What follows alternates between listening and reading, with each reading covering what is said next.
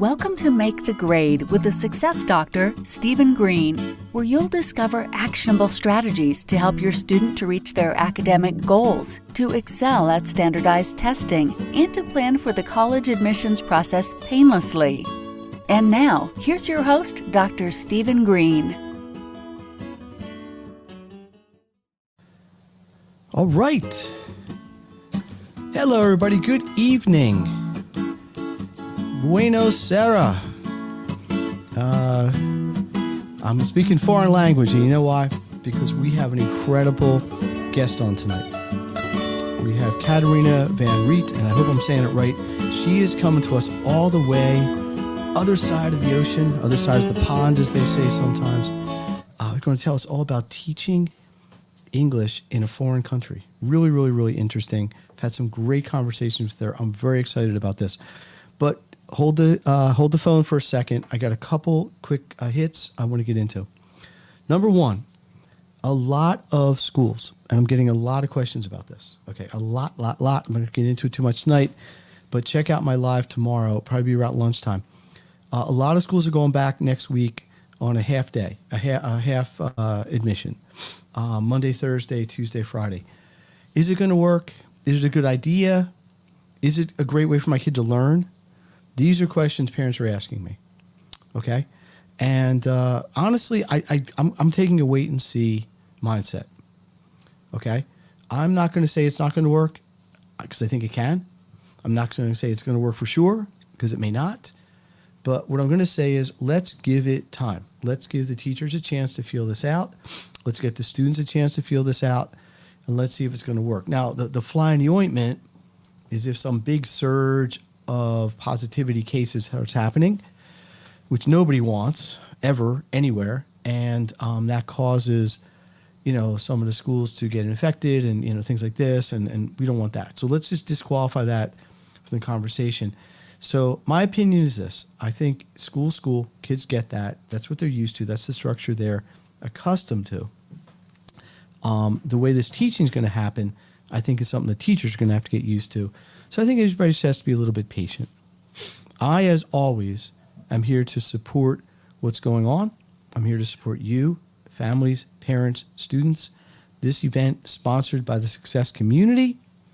If you need help 24/7, get to the Success Community, makethegrade.community. Imagine that. So let's do this. Without any further ado, I want to introduce our guest. It is like 7 o'clock. She's been up all night to attend this live. This is live. This is completely live, right?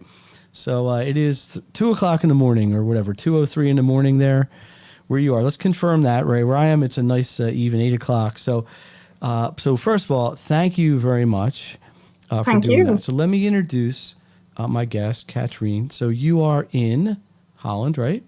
Yes. Which city? In Utrecht. Utrecht. Now, where is that exactly? That our audience would. Is it near Amsterdam?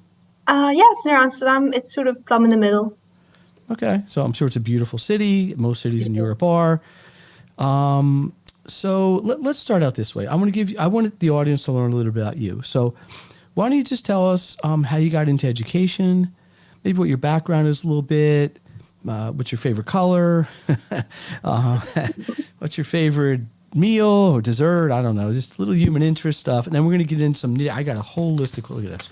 Look at that. I got a whole list of discussion topics tonight because we got a lot to get into. So tell us a little bit. How'd you get into education? Give me a little history here. Well, actually, my entire family is in education. So both my parents were primary school teachers when they were still working. So I sort of grew up thinking that being a teacher would be this really cool job. And when I was in secondary school, I just decided I wanted to be an English teacher because I think English is such a beautiful language. And then, I studied English at Utrecht University and sort of stuck around here. And I've been teaching for 8 years now, I think. Interesting. Both my parents were teachers too, so we're like brothers from another mother, as they say here in the United States. I got all kinds of slang. So you decided, and listen, let me tell you something, and I don't want to offend anybody here, but most people don't usually call English a beautiful language. In America, we sort of think of beautiful things like French, something very romantic or something, but I love it. It's great. A fan. So Why English? Why not German? Why not French? Why not Spanish? Why not Greek? I don't know. Why not Slovakian? Why not Armenian? Or Japanese? Why English? What was the draw? Well, I think Japanese is also a really beautiful language. Okay. I'm not sure why English. It might have been the literature, because there's so many great books written in English. I mean, take Dickens, for example, is brilliant. But mainly, I also think it's what you can do with a language. It's so versatile. And I think I sort of fell in love with that aspect of it. Interesting. How many languages can you speak fluently? Oh, I don't know about fluently. I suppose Dutch and English, sort of. That's My it? German's not bad. Okay, not bad. It's probably 1,000 times better than mine. Well, we have Sprechen Sie to learn a lot Deutsch? of languages in the Netherlands because it's Yes, such a tiny country. We have to learn all of them. there you go. Eine Bier. Eine Bier for me. So 8 years ago you started teaching English. So tell me about, okay, the audience here, my audience here, are typically parents who have children in school. And what we push here is ways they can help their children progress more with their education, actions they could take. So how does your school work? What's your format? Is it one-on-one? Is it a classroom? Is it live? Are you doing it through video? What's the circumstance there at this point? Well, at this point, almost everything's online because in the Netherlands as well, we're dealing with COVID. So most of our classes are actually taught online through either Microsoft Teams or sometimes Zoom. We used to work a lot face-to-face, obviously, and then we mostly teach groups. And our main target audience are students in higher education. So usually they're not university students, but yeah, I'm not. The Dutch educational system is a bit different. What would their age be? How old? 18 to 24. So here we would call them a college student or a university level. Okay. Is that because the demand for people to learn English is high? Yes, because Netherlands is making or has made this switch from higher education being taught in Dutch to actually higher education, everything being taught in English. Really? So there's a very high demand. Who decided that? The government or the schools? Or it wasn't a vote? Was it a vote? No, it wasn't a vote, although we're quite big on them. I think officially it's the government who decided, but I think unofficially it might have been the universities who saw this big opportunity there, because if you teach everything in English, then you get this huge influx from foreign students. So I think that's mainly the reason. Wow. Let me ask you this, because I don't like to generalize, but I think this is true.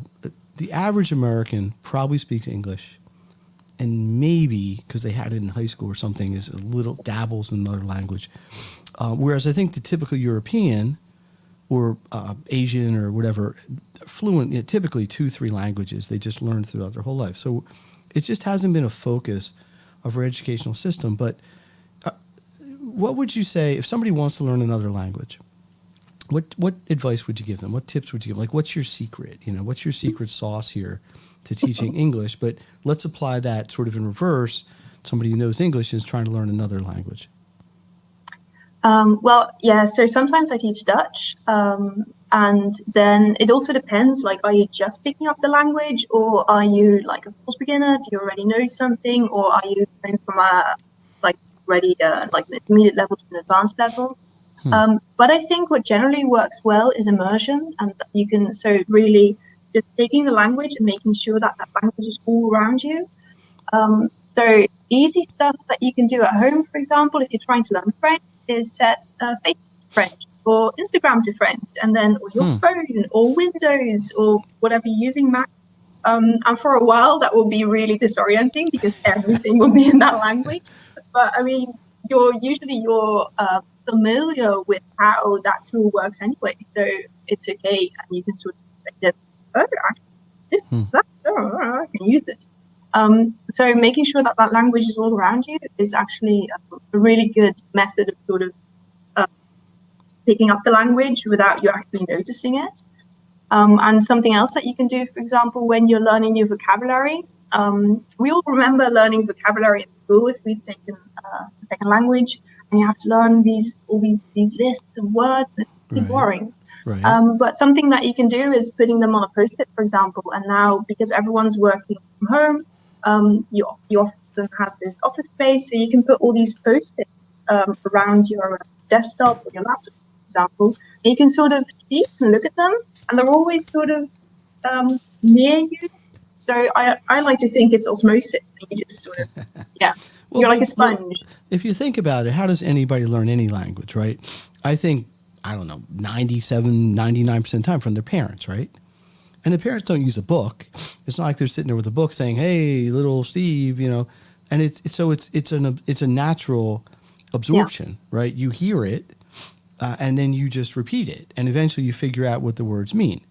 And typically by the time somebody's 4 or 5, they're basically able to speak. They can understand, they can comprehend, they make sentences. I know they say, if you can learn a language by the time you're 12 or 10, your brain is just so ready for it. It's much harder when you're older. But what your students, what is their main motivation for learning? Is it, oh, here we go. Let's welcome my friend Ron Shapiro here. He's got a, are you familiar with this? The Zazen Shans. I don't know what that is, but Yep. Ron is a very cultured guy. Ron Shapiro is one of my sponsors in, my event here, and he's a good guy. He's got a great program. But thank you, Ron. But with your students, with your caseload, what is their typical motivation? Is it to get a job? Is it so they can come study in your country? Is it both? Is it, I don't know, they want to marry a person who speaks English? Maybe, I don't know. But what would you say are their motivations? Well, usually they're in school, so not really married. Not yet. I mean, sometimes, you never know. It's okay. Stay single. Stay single, guys. Go ahead.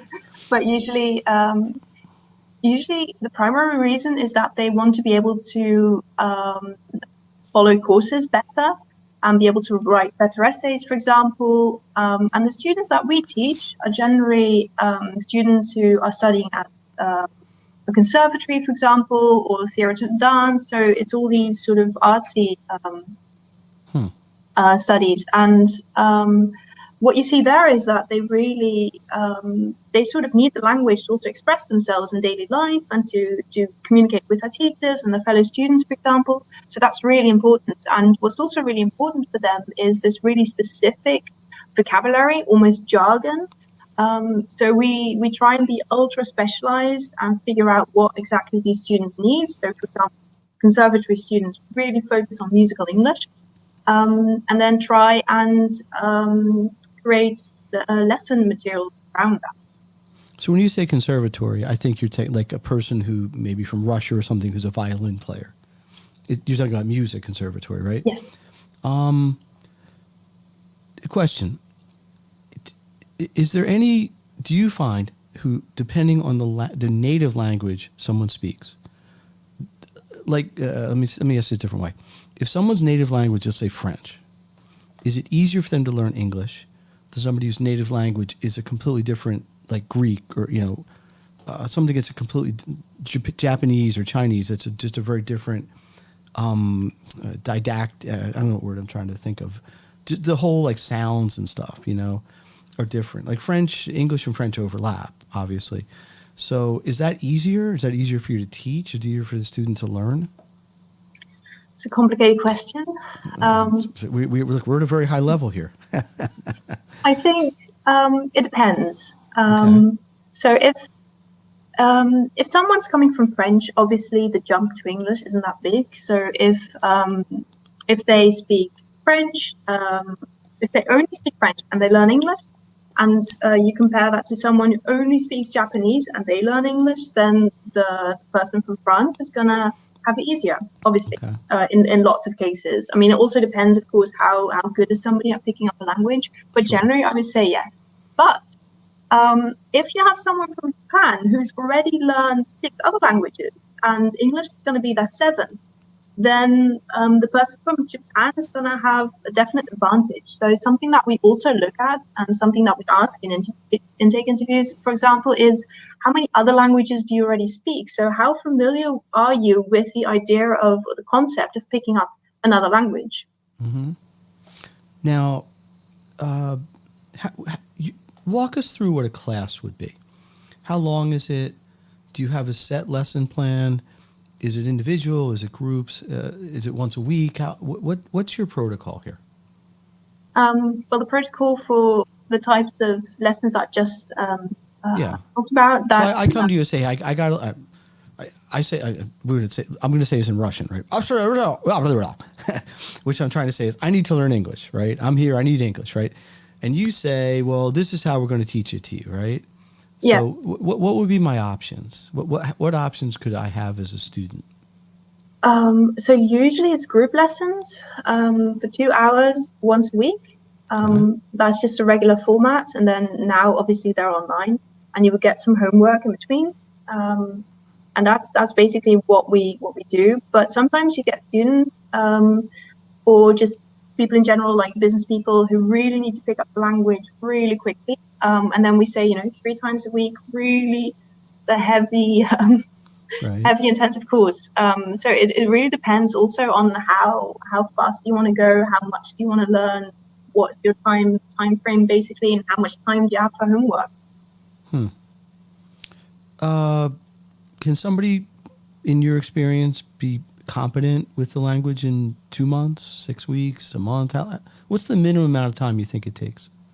I know that's a difficult question to give an exact answer to, but is there a record? Like, what's the fastest you ever saw somebody go from nothing to at least conversant?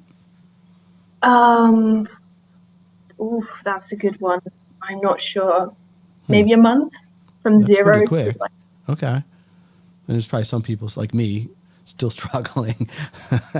Generally they say like to pick up Dutch. If you're just average person, you will take I think they say there's like a number of hours, etc. But in a year you can basically pick it up. And I think most languages that's the case. Yeah, I would think.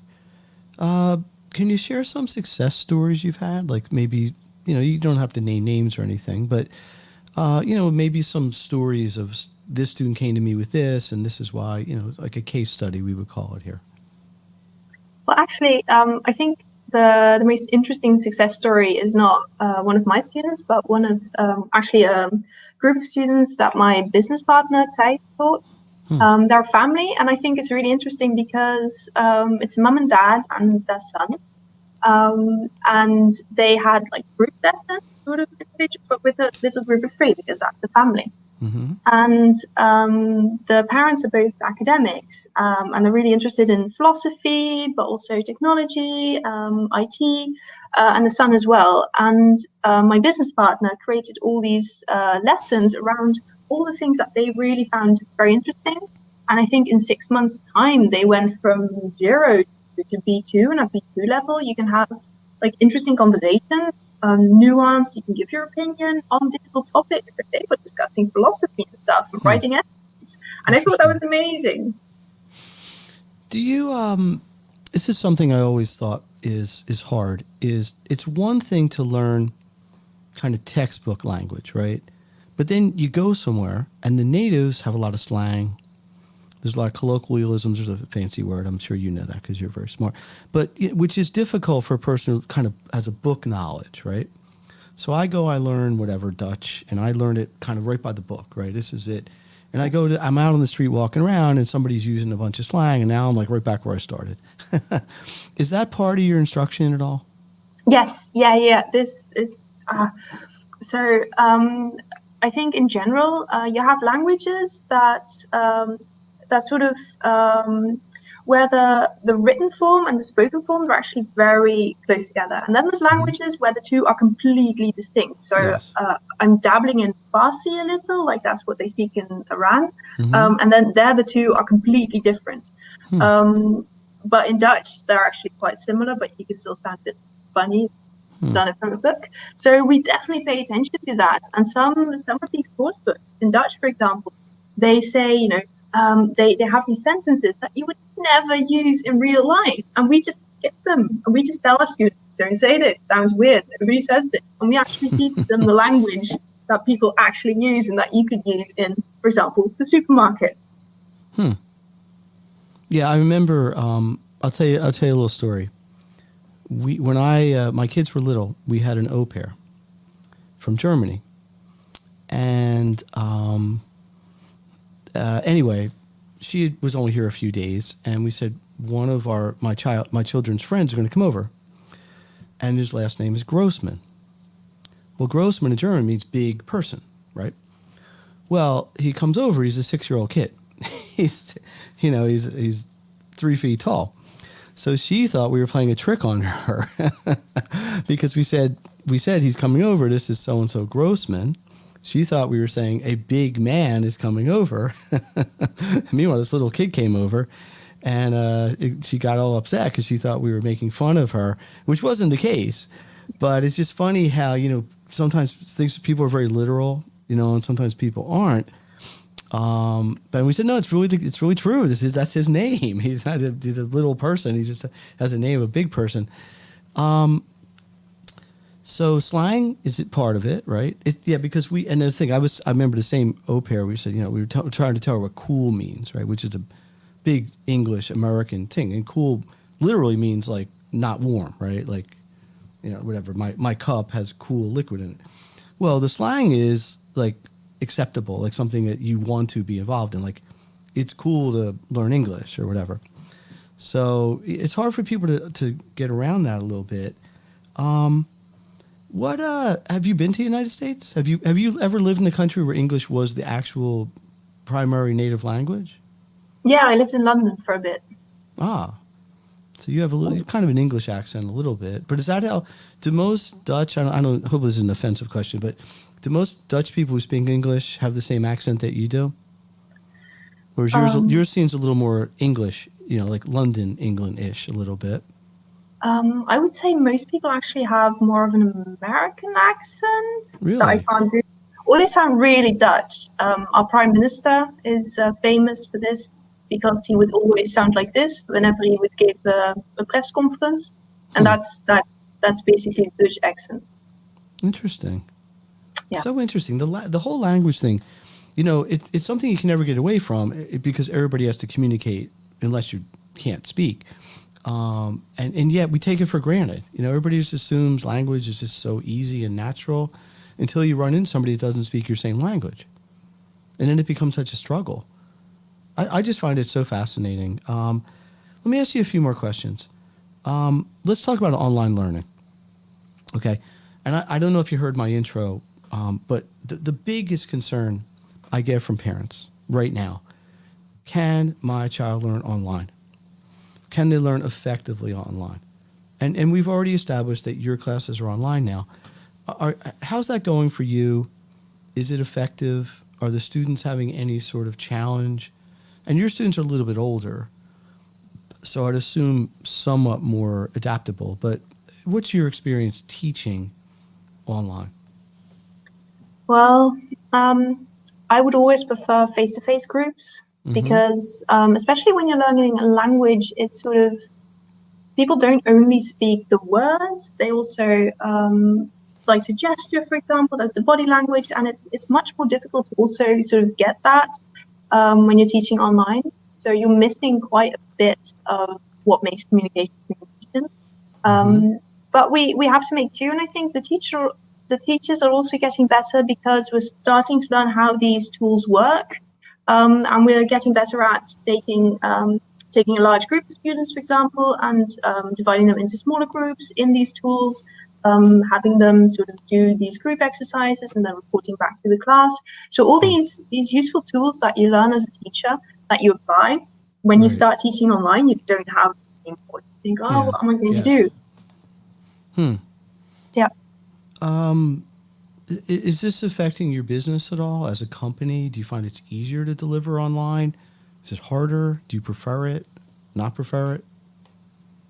I think it has its advantages and disadvantages. What I really like is that you don't have traveling times anymore. You just, Yeah. just go online and there you are. And I think that's ideal. So that's on the plus side.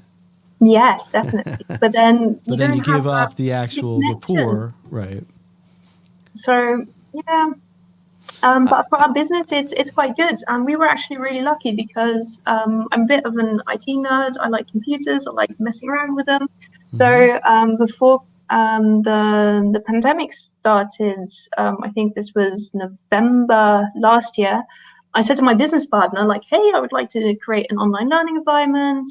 I've worked with Moodle before. I'm just going to install something on our server because I also do the website and everything. And I just had a field day just playing around with Moodle, and I created an online Moodle, by the environment. way, if you don't know, is like an online learning platform. Yeah. Yeah. Yeah, that was great. And then we had that, but we didn't really think we were going to do anything with it, like in the short term. You And cursed then, yourself by thinking that. yeah, and then Corona hit, unfortunately. But then we already had this, so we could take it straight away. So I think we only lost 1 week of lessons when the quarantine here started, and then we were up and running again. So that was ideal. Do you think you'd be just as successful anywhere? I mean, you're in Holland, but if you were, I don't know, if you were set up in Rome, would you have the same demand, or Moscow, or is your location helping you to drive your popularity as an instructor? But I don't have any experience with these other markets, so No, I'm not quite sure. hypothetically, But I don't know. I'm just throwing it out there. I do think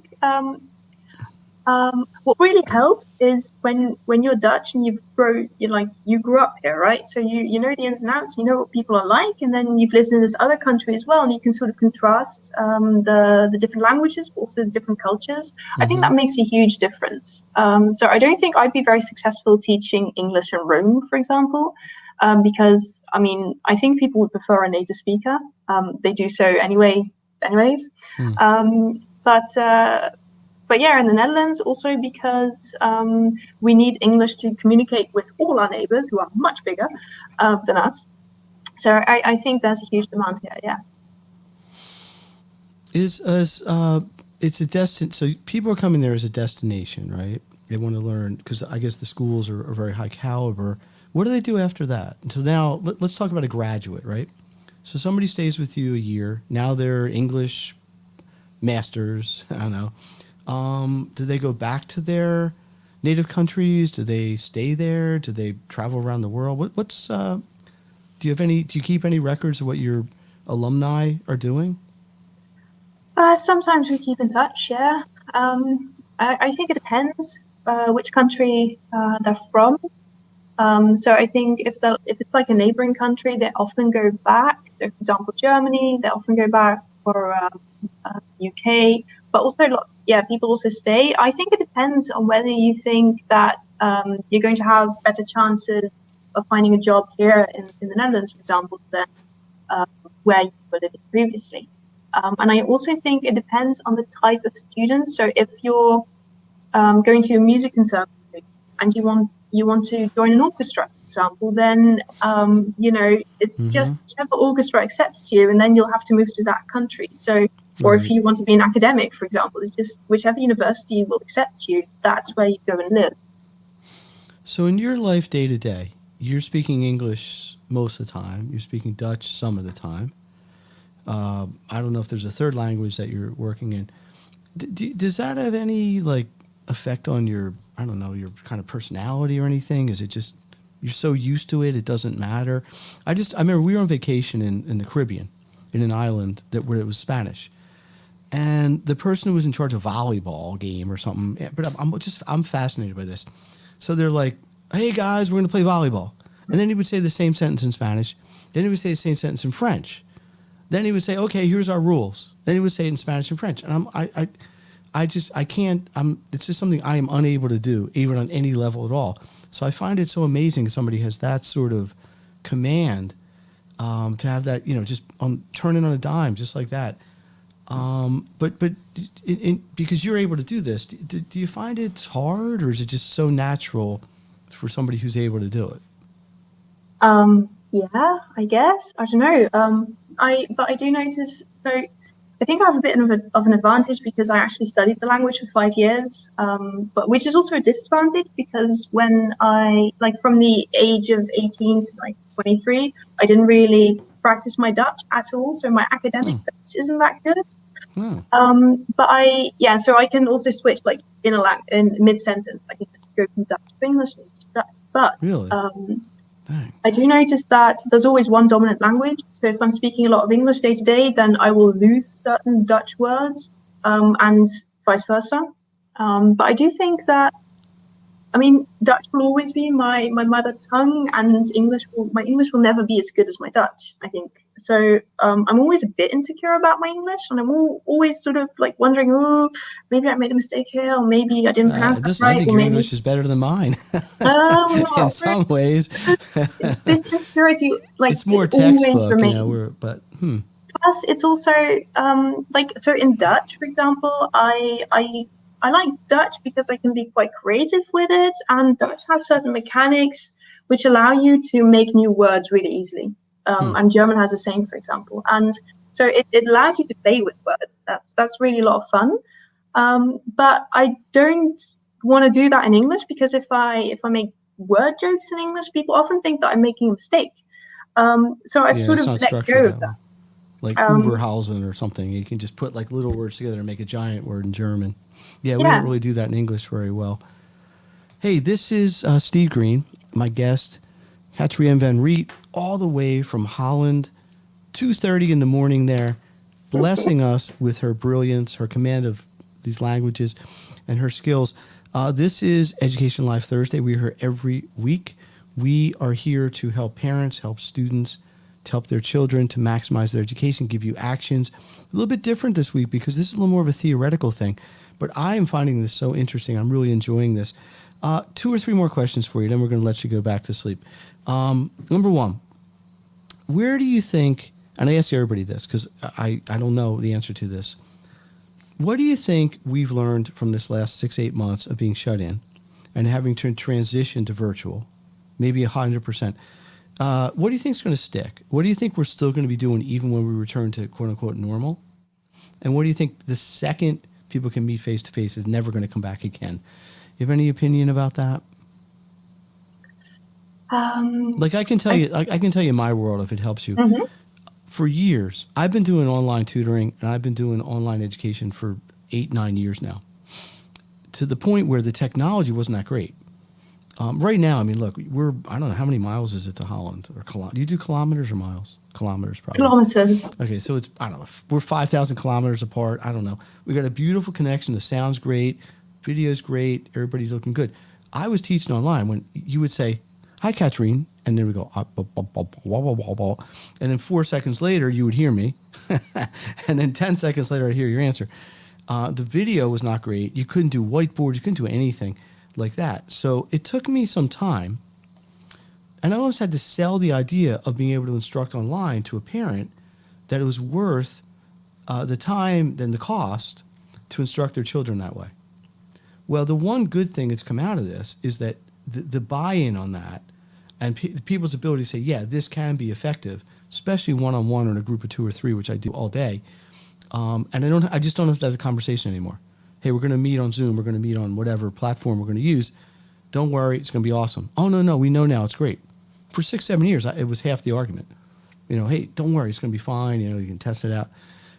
So is there something like that you found in your situation that maybe you hadn't been doing before because people were resistant or they just didn't want to know, that you might be able to use moving forward?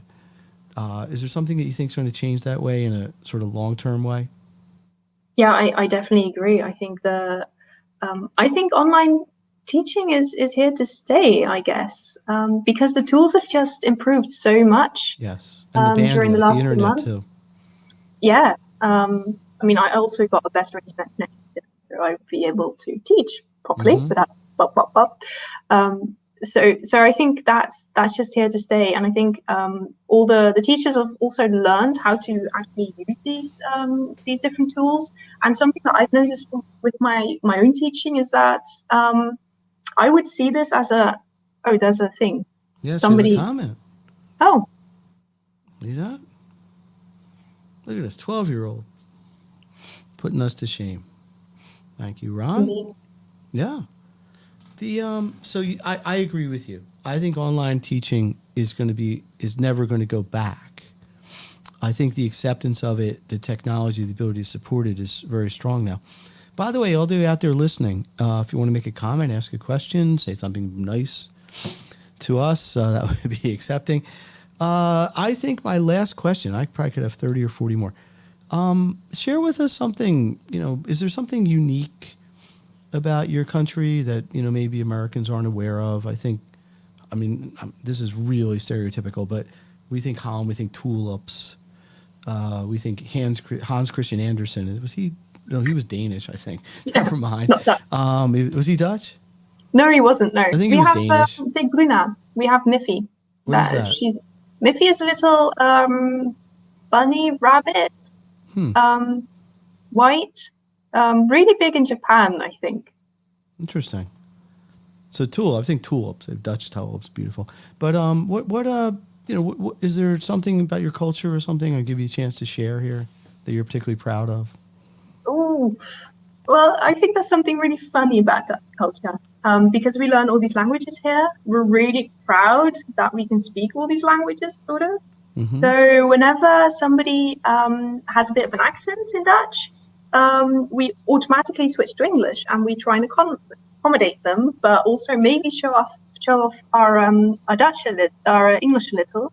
So actually, people who come and move here find it very difficult to learn Dutch because nobody wants to speak Dutch with them. Because all these wow, it's like a paradox. English. But Let's move to Dutch and learn English. Let's move to Holland and learn English. In social settings or in businesses, they have to speak English during the day, right? And then during drinks, they all go back to Dutch. And this one person who doesn't speak Dutch, who hasn't been able to learn Dutch, keeps switching to English, that person is left out from the conversation of all these Dutch people switching back to Dutch. So everybody's sitting around having a glass of wine or whatever, or Heineken, right? A Heineken, I'm probably very big in Holland, right? And you got the one guy over here who wants to speak Dutch, and everybody else like, yeah, we don't want to deal with you. Incredible. Anything else you want to share? Any other just ideas we haven't touched on or anything that you think are important for people to know about? Oh, I don't know. I think we've been quite thorough. I hope so. Yeah, we got Ron. Ron is the comment king tonight. Thank you so much, Ron. He is. Ron is. Well, thank you for listening. Thank you for having me, Stephen. I want to thank you, first of all, for getting up in the middle of the night or staying up till the middle of the night and coming on here. I also want to thank you for the good work that you're doing because I think one of the keys to being a good educator is to be passionate about what you do. If you don't love teaching, don't go into teaching, right? Because it's hard work. It can be frustrating. It can be also super, super rewarding, but you got to really love what you're doing. So anytime I meet an educator who's really all in with it and is just helping so many people, it doesn't matter what subject it is, it doesn't matter what grade you are, what age it is, just the fact that we're bringing information to people and giving people value that way, I applaud. And I wanted to give you a platform to talk about that. Additionally, I think the whole language discussion is so interesting because it's challenging. If it was so easy to learn, everybody learn it in 5 minutes, that'd be the end of it, right? It's a lifelong, not lifelong, but it's a long-term pursuit. And but then again, I think one of the things you said, and we really haven't talked about that much, is the value once you learn it. So people invest in the process. They learn it from somebody like yourself, and now they have a skill they can use the rest of their lives in all kinds of different settings, whether it's professional or social or academic or what have you, and they're just better off. So, I think you're doing a fabulous service. If somebody was interested, probably our audience primarily English, but let's not take anything for granted. How would they get a hold of you? Do you have an email address or a website you want to share? Oh, yeah, it's de-taalkamer.nl, but I can put it in the... because it's in Dutch. Put it in the chat here, and I'll put it along the stream here. Type it in the chat, and I will... So your website is only in Dutch right now, you told me. At the moment, yeah, that's my bad. Oh, it's okay. I'm going to learn Dutch in the next 5 hours, so I'll be able to read it by tomorrow morning. Yeah, it's very similar to German. There you go. So, okay. Yeah, last thing, before we wrap up, anything just big coming up? Are you doing any sort of workshops or classes or just something that you'd want people to be aware of? Maybe they could tap into? Ooh, it's all in the Netherlands and they're all courses now. But we're working on this new online learning environment, which I think is going to be really cool. But it's for one of the schools, so it's not going to be public. Hopefully, we'll have a public. Interesting. 1 second here. 1 second. I just want to look up something. I got so many things going on here. One thing I need to, you say you are pursuing a second degree in industrial design from the Eindhoven University of Technology. Yep. Is that like an engineering kind of degree? Yep. Dang. Good for you. Yeah, it's the nerd side. So would that make you like an architect? No, not really an architect. Engineer. Like once engineer? I'm done, yeah. Well, I think it's important to combine technology and education in that way because everything's going online. And I also think design thinking has some really interesting aspects that you can take and apply to curriculum development. So that's really what I want to get into. Yeah, well, that's a big thing for me because that was my big, personally anyway, what I really learned as a graduate student coming through my doctoral degree was institutional management, curriculum design, and things like that. And we talked about that when we first met because that's an ever-changing thing, right? What's popular now is not popular tomorrow, and so on and so on. But in the end, it's all about teaching people the most efficient way we can at their level. That's really what education, I think, needs to be for people. What does that mean in Dutch? I don't mean to telkamer. Oh, it means the. De is the. And then taal is language. Oh. And then kamer is room, but it's closer to chamber. So chamber in English and kamer are like sort of. So it basically says like the language room.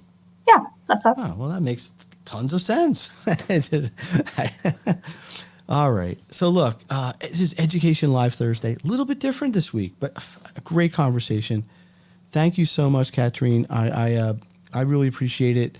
I'm hoping that our listeners out there. Let's there you go, the international language here.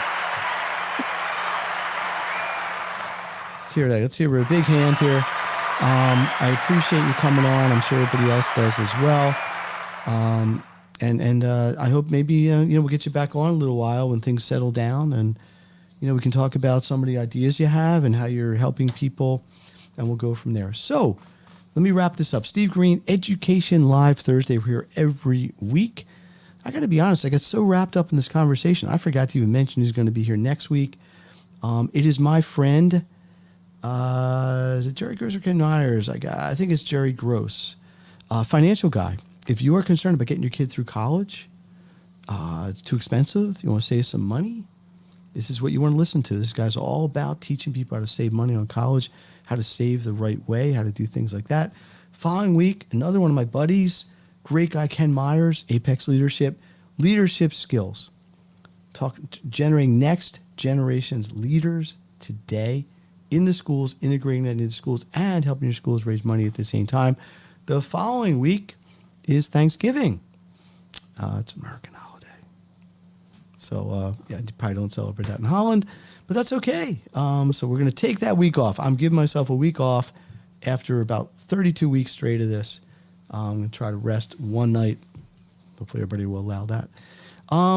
Last thing here, you want to say in Dutch or something like, I had a fabulous time. Thank you, Steve. Or does that translate? Can you say that in Dutch? Dankjewel, Steven. Ik vond het super fijn om hier aanwezig te zijn. There you go. I cannot top that. We're going to end right there. Danke, Sharon. Thank you. And, thank you for having me. Thank you again. My pleasure. I'd love to have you back again. See you next time. See you. Bye.